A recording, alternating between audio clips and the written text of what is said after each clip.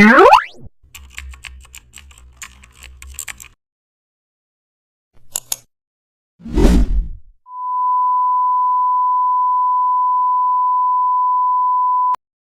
back to the channel. Don't forget to like, share and subscribe for more updates. Today we are creating a social media post using custom shapes. Begin with a gradient from pink to purple. Pick the custom shape tool and choose a heart shape.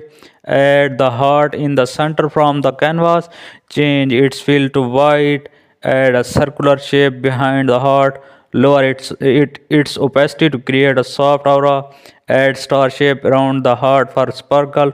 Rotate a few of them for variations. Add a rounded rectangle for your text. Fill it with white and remove its stroke. Your message inside the box. Thanks for watching. Your social media poster is done in Photoshop. Now add small icon shape near the corners for extra detail.